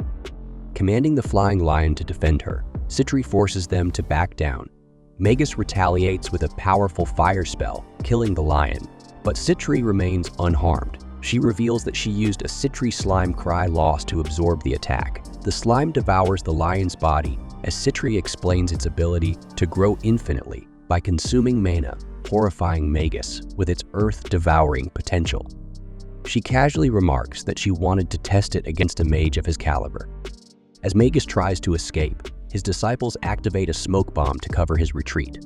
However, he bumps into a massive chimera blocking the exit and falls down the stairs. Citri reveals that the chimera was created from criminals. She broke out of a high-security prison, repurposing them as raw materials. Magus realizes she's far more ruthless than he imagined.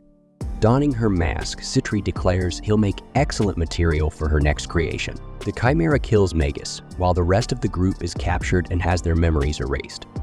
Citri also wipes her assistant's memory before reporting to Cry that everything has been resolved. She casually mentions improving her material handling next time, though Cry remains oblivious to her meaning. If you enjoyed this video, don't forget to like and subscribe. At the Hunters Association headquarters, a meeting is held to discuss the recent disaster involving Noctis Cochlear and the destruction of the White Wolf's den.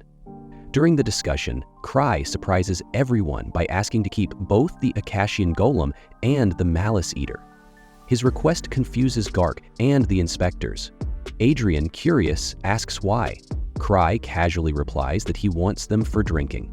The room falls silent as everyone stares at him, and Cry scratches his head awkwardly, realizing how ridiculous his answer sounds. After the meeting, Cry regrets not securing the golem. Citri teases him, joking that at least he got his drink. Cry, clueless about the joke, watches as she leaves to claim her reward. Gark then pulls Cry aside to share some big news. He tells Cry that Arnold Hall, the legendary dragon slayer and a level 7 hunter, has arrived in Nebula Noobs, the Misty capital. Cry shrugs, which irritates Gark. "This is the man who killed the Thunder Dragon." Gark says firmly. He warns Cry to stay out of trouble and avoid crossing paths with Arnold. To emphasize his point, Gark slaps Cry on the back so hard that Cry's safety ring activates to protect him. As Gark walks away, humming a tune, Cry notices a poster for the upcoming Zabrudian auction, an event where rare relics are sold. Cry groans, remembering he has no money to participate. He wonders if Citri could help, but isn't sure if he ever returned the last item he borrowed from her. Cry's thoughts are interrupted by Chloe Welter, Gark's niece, who works as the receptionist. She notices Gark's good mood and asks what Cry told him. Cry mentions Arnold Hall and Chloe's face turns pale. "Arnold Hall? Here?" she stammers. Share her concern, Cry jokingly calls Arnold almond oil of falling love, leaving Chloe stunned by his carefree attitude. Moments later, Citri arrives and pulls Cry away, leaving Chloe wondering how anyone could be so fearless or foolish. Outside, Cry notices Citri's bag and asks if it holds the Malice Eater. She nods, calling it a good boy. As they chat, Arnold Hall himself walks by, unnoticed by the pair. Inside, Arnold goes to the reception desk. Chloe, unaware of who he is, asks if he's new. Arnold's men exchange uneasy glances, but Arnold calmly lets it go, focusing on settling in. Meanwhile, Cry admires how cute the Malice Eater looks in its smaller form. Eva worries it might still be dangerous, but Citri reassures her that she trained it not to harm her or Cry. Suddenly, the Malice Eater jumps onto Cry's lap and bites his safety ring, activating it. Citri laughs, calls the creature food, and pulls it off him. Cry changes the subject, asking about Lucia and Luke are tracking a ghost swordsman. Before parting, Citri gives Cry a new relic, a ring called Realize Outer. It can store a final spell, she explains. Cry adds it to his collection, treating it as a lucky charm despite not fully understanding its power. Back at the guild, Arnold's men complain about Chloe not recognizing their leader. Another member suggests patience, saying everyone will soon know them as the Dragon Slayers of Falling Mist. Arnold calmly agrees, crushing an apple in his hand, as if to emphasize their strength. Elsewhere, Cry and his group relax. Citri offers massages, embarrassing Eva. The conversation shifts to recharging relics, and Cry admits he feels awkward asking magicians for help, preferring to rely on Lucia. Inspired, Citri gathers wizards for training, promising those who excel might reach Lucia's level. The offer shocks many, especially Stenangr, who doubts anyone can surpass Lucia. Among the eager volunteers are Lapis Fulbor and Chris Argent from Starlight, a clan of semi-humans known for their magical skills. Chris scolds Cry for not properly greeting Lapis, but Lapis dismisses it, saying Cry is still a clan leader, unconventional as he may be. Frustrated, Chris mutters about Cry being Lucia's older brother. Lapis remarks that even among noble spirits, Lucia is exceptional. Citri then reveals a surprising fact. It was through this very training that Lucia achieved her incredible power. Inspired by this revelation, Marietta, a mage from the Obsidian Cross, eagerly volunteers to join the training. Citri tasks Marietta with recharging a relic from Cry, making it part of her training. The room watches tensely as Marietta hesitates, unsure of her abilities. After some effort, she admits that the relic won't recharge. Citri encourages her to push through, and Marietta, though exhausted, eventually succeeds. However, Citri immediately hands her a second relic, much to her disbelief. Despite her fatigue, Marietta manages to charge it, only for a third relic to be placed before her. As the process continues, Citri explains the theory behind the training.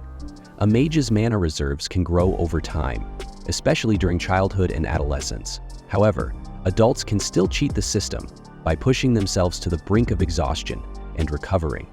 Mana can increase slightly with each cycle. Midway through the third relic, Marietta collapses from sheer exhaustion. Hendrik rushes to her aid as Citri calmly notes that overusing mana has this effect, a lesson most mages learn the hard way. Citri unveils a mysterious substance designed to accelerate recovery. She gives a dose to Marietta, who briefly wakes up, gasping, only to faint again. Despite the chaotic scene, Citri claims the substance worked and that repeated use could yield unimaginable results. Cry, horrified, wonders aloud if Lucia had endured this extreme method to grow stronger.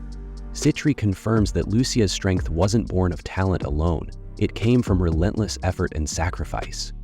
This, Citri adds, is why Lucia isn't impressed by Starlight, a group of noble spirits who rely on their natural gifts instead of striving for greatness. Offended by this criticism, Chris steps forward, declaring she'll prove herself. She demands all the relics for recharging. Citri's chimera, Mata Denho, obediently lays out a table full of items. Lapis remarks that the challenge shouldn't be difficult for someone like Chris, prompting her to dive in with determination. Soon, other mages, motivated by Chris's resolve, join the effort. Citri assures Cry that the relics will be fully charged by the end of the night. As evening sets in, a nobleman approaches Ark Rodan, asking if he's considered an offer of partnership. Ark, however, feels unready and declines for now. Changing the topic, the nobleman mentions Count Gladys's daughter, who has been seeking Ark. At that moment, young Madame Eclair arrives. The next day, while Liz enjoys a long bath, Citri teases Tino, brazenly asking her to become her disciple. Embarrassed, Tino escapes, bringing a towel to Liz. To her surprise, Liz emerges from the bath soaking wet. Citri quickly covers Cry's eyes, scolding Liz for her carefree attitude. Cry, still covering his face, suggests they celebrate Citri's and Liz's safe return. The group gathers later at a bar. The celebration takes a wild turn when Liz accuses Citri of spiking her drink, noticing how quickly she became intoxicated. Though Citri denies it, Liz remains suspicious, especially when she sees Citri tampering with her cup. Confident, Citri challenges her sister to keep going with the drinking contest. Cry steps in and gives the spiked mug to the alchemist. With no way to back out, the girl drinks it and ends up completely drunk. She complains that Cry only sees her as someone to borrow money from and demands he repay her with his body. Liz doesn't take this quietly. She tries to stop her sister, but ends up knocking down a member of the Falling Mist by accident. At that moment, the other members introduce Arnold Hall, the hero of the Land of Mist. Arnold asks for women and drinks from the bar. Liz boldly offers to join him, but Arnold dismisses her, telling her to leave. Furious, Liz pours the mug over his head, smashes the glass on him, and knocks him unconscious. The crowd erupts in excitement at the scene. Now, the scene cuts to a flashback 3 years earlier. This is when Chloe Welter first took the entrance exam for the elite hunter school, First Steps. On that day, a guy named Lou Seichold, also known as the Blade of the Testament, made a dramatic entrance by taking down a competitor. He made sure everyone knew his name too. Chloe didn't pass the test and gave up on her dream of becoming a hunter. Instead, she took a job as a receptionist at the Hunter Association.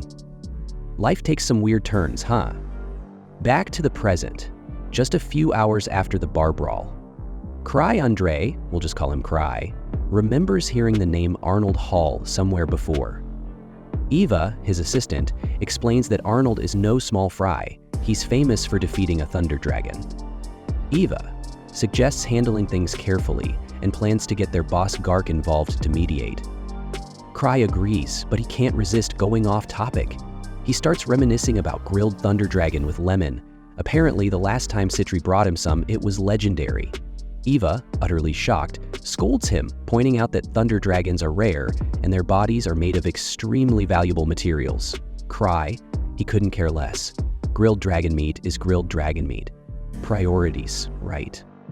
Meanwhile, Arnold is busy fuming. He admits that the girl who smashed a mug over his head is probably a top hunter in the Imperial capital. But he's not about to let this humiliation slide. Determined, he and his allies march to the association's reception to find out who she is. Enter Boss Gark. He coolly explains that the mug assassin is none other than Liz Smart, a hunter nicknamed the Broken Shadow. She's so fast, she's practically a blur. Gark then casually shifts the conversation, mentioning that Arnold has already been causing trouble since arriving in town. Naturally, Gark had to warn Liz's guardian about a potential revenge plot. And here's the kicker. Liz's guardian is Cry himself. Yep, the same guy who was busy daydreaming about barbecued dragons. Cry isn't just any hunter though. He's a level 8 hunter, known as the 1,000 Tricks. Upon hearing this, Arnold's crew starts panicking. A level 8 hunter? That's serious business. Gark reassures them, saying Cry isn't the bullying type. He even offers a little peace deal. If Arnold and his gang promise to behave, Cry won't let Liz come after them again. Sounds fair, right? But then Gark pulls out a letter from Cry and, well, let's just say it's not what Arnold was expecting. The letter reads, "The thunder dragon was delicious grilled, so please bring some for me." Arnold is fuming. Gark, ever the cool operator, tells him to either accept the request or not. Then just walks away without another word, leaving Arnold stewing in his rage. Arnold decides he's had enough humiliation and declares Cry the 1,000 Tricks as his new nemesis. Because nothing says, "I'm over it," like plotting revenge. Meanwhile, Cry's assistant Eva drops a bombshell. His debt to Citri has now surpassed 10 digits. Cry, trying to act smart, starts counting on his fingers, but quickly realizes he's out of his depth. Eva does the math for him. It's around 10 billion. Yup, billion with a B. She asks what Citri plans to do about it. Cry explains that Citri has offered him 3 options, none of which are exactly ideal. Throw her in jail and delay payment. But here's the kicker. She'd feel lonely in jail, so she'd want her sister to join her. Marry Citri, which would make their finances mutual and erase the debt. Get engaged to Citri, which is like a trial run of option 2. Cry lays it out for Eva. Unless he finds a way to pay off this debt, his only way out is to marry Citri Smart. It's like a rom-com with extra zeros in the budget.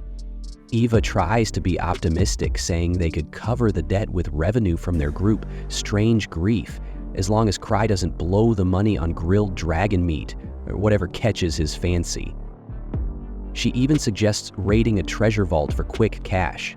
Cry doesn't look thrilled, so Eva promises to come up with a proper payment plan, on one condition: no more debts.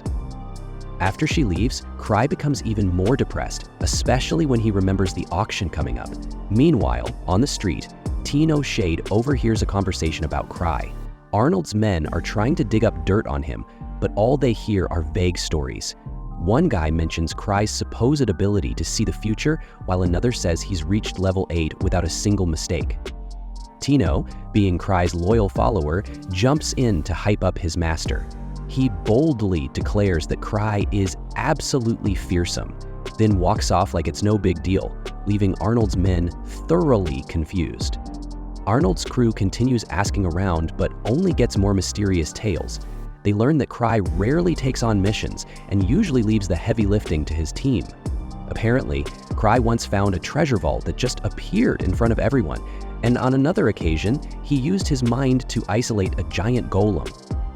Arnold thinks Cry's reputation as 1,000 Tricks is completely overhyped. He believes the guy's all talk and no action.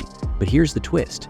Cry is a level 8 hunter, and Arnold, at level 7, starts wondering if maybe this guy has just avoided any real fights. Arnold's crew also chimes in, saying they've never actually seen these supposed 1,000 Tricks in battle. So, Arnold decides Cry must have gotten to level 8 by riding on the coattails of his allies. Determined to prove his point, Arnold vows to show this big, fancy imperial capital that he and his team are no joke. Meanwhile, Cry has bigger problems, like his astronomical debt to a company called Citrusmart. To escape the stress, he heads to his balcony for some air, but suddenly, his loyal follower Tino pops up like Spider-Man, asking if he needs anything. Cry, ever the opportunist, casually brings up that he needs help paying off his debt. Tino tries to process just how big this debt is, and it's so shocking, her nose starts bleeding. Things get even crazier when Cry jokes that he could clear his debt by marrying Citrusmart's owner, which makes poor Tino completely lose her cool. To lighten the mood, Cry takes her out for sweets on the street. On their stroll, they run into Arnold's gang, who immediately draw their weapons. Cry, the peace-loving guy he is, offers to kneel and apologize, but Tino won't have any of it. She calls Arnold and his crew bumpkins, and just like that, the fight is on. Cry's master plan is to stall until backup from his clan arrives, but for now, it's just him and Tino against Arnold and his 5 sidekicks. A, B, C, D, and E, so you're not doing an accident. Arnold mocks Cry, saying he only got to level 8 because of his friends. Enraged, Tino leaps into action. She charges at Arnold, but her attacks barely make a dent. Cry, meanwhile, is just looking around, praying for reinforcements. Things heat up when Tino finally lands a solid kick on Arnold. Annoyed, Arnold slams her into the ground and challenges Cry directly. At this point, Cry pulls out his secret weapon, a relic called the Tyrannical Authority. This thing emits a gravity-based spell that can immobilize even high-level hunters. Arnold is frozen in place, completely humiliated. Cry then lays down a challenge. Arnold can only fight him again if he defeats several top-tier clans. back at the sweet shop. Tino apologizes for not being strong enough to protect Cry and promises to help him pay off his debt. Meanwhile, Arnold's defeat becomes the talk of the town. Cry's sister Liz hears about it and jokes about putting Arnold in his place, but only with Cry's permission. Finally, Cry meets with his guild receptionist, Chloe, to send a message to Arnold. The message? I'll never forget you, until I no longer remember. Chloe is thoroughly confused, but writes it down anyway. As Cry leaves, Chloe asks why she failed a test 3 years ago. Cry dodges the question, knowing the real reason. She was too young at the time. But he doesn't want to crush her spirit. And so, the chaos continues, with Cry balancing his massive debt, his tricky enemies, and his equally quirky allies. The next day, Arnold and his gang are drowning their sorrows in booze, still stinging from the humiliation Cray dished out.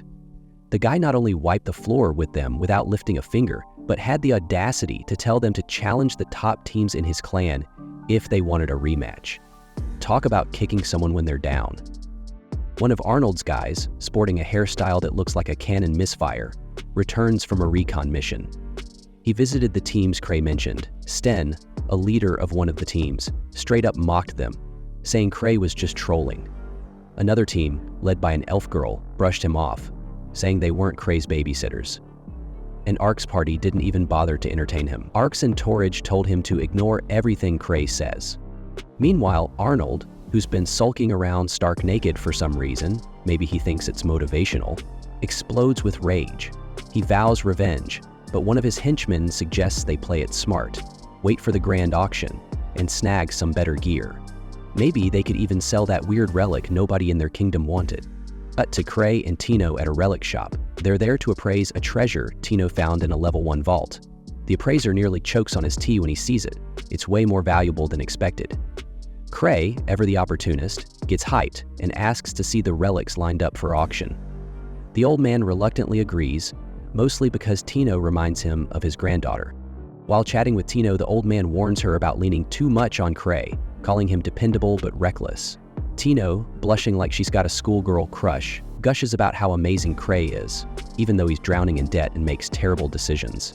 The old man looks ready to pull out a parenting manual to fix whatever life lessons Tino's been picking up. Meanwhile, Cray finds something wild, a mask made from the flayed face of a giant titan. He's starry-eyed, convinced it can let him shapeshift. He reminisces about a similar mask Liz destroyed, calling it creepy. Now he's determined to own it again, even though the appraiser hasn't even started analyzing it. Tino innocently asks Cray how he plans to afford the mask. She points out that Citri's blowing the clan's budget on research and free mana potions. Cray starts sweating bullets. Asking Liz for money? Nope. She just robbed someone and caused more chaos. As they head back to the clan building, Cray spots a noble's carriage. A blonde girl steps out with Ark, showering him with praise for being a true gentleman while calling most hunters brainless idiots. When she sees Cray, she throws shade, saying he doesn't look like a level 8. Cray, calm as ever, explains that growing up poor taught him to be polite to nobles. Her guilt kicks in and she bails. Later, Cray casually asks Ark for money, but Ark, knowing exactly where this is going, flat out refuses. Cray then tries Sten, who also turns him down. The clan catches the wind of Cray begging for cash, and soon the whole city gossips. The rumors spiral out of control, with people speculating that Cray must be after some legendary artifact, jacking up its price even more. Cray is broke and out of options, so he has no choice but to return to Citri. Being the loyal sweetheart she is, she promises to give him as much money as he needs, even if it means putting her own plans on hold. This leaves Cray feeling guilty, but hey, desperate times call for desperate measures. Later, Cray and Citri meet up at a cafe to negotiate with the relic's owner. Cray is sweating bullets, praying the deal goes smoothly. But guess who shows up? The same guy Cray embarrassed not long ago. Both are shocked to see each other, but they sit down to hash it out. While Citri and Arnold's sidekick try to outsmart each other, Arnold suddenly cuts to the chase. He accuses Cray of knowing the mask's true power and demands he spill the beans. Cray keeps his cool and claims the mask is dangerous, banned in their country, and not worth the trouble. This bruises Arnold's ego, and he declares he's keeping the mask. But then Arnold second-guesses himself. What if Cry's playing mind games to make him hold on to a cursed relic? Freaked out, Arnold flips his decision again and sets a price: 10 million. Cry is floored. He expected Arnold to aim for 30 million.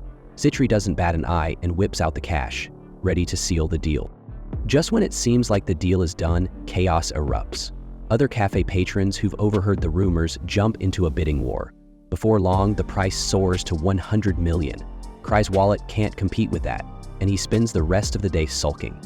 Eva later explains that the bidding frenzy started because rumors of Cry borrowing money from Ark spread like wildfire. Ironically, even Claire, the noble girl with the crush on Ark, can't secure the mask because the buzz attracts the government's attention. They swoop in, declare the relic too important, and send it to the official auction. Back at the clan, Eva gives Cry an earful for blowing cash he doesn't have. Cry promises to behave, but Citri walks in carrying a giant bag of gold, casually announcing she's gathered 800 million to outbid the nobles. Eva nearly faints, but Citri cheerfully explains she'd been saving the money for her wedding with Cry. Might as well use it early, right? Eva loses it, calling Citri an enabler. But Citri shrugs it off, saying it's her money and her choice. Tired of the drama, Cry quietly steps to the window for some air. Citri joins him and suggests they visit Claire to figure out why she's so fixated on the relic. Cry agrees, and they head to Claire's mansion. Claire isn't thrilled to see them and accuses Cry of being as bold as Ark for confronting her. Cry tries to clarify he's not Ark's rival, just a friend, and admits he hasn't surpassed him. But Claire misreads this, thinking Cry is mocking her feelings for Ark. Fired up, she vows to win the relic for Ark and help him become the strongest. Cry gently points out that no relic can make someone unbeatable, but Claire doesn't back down.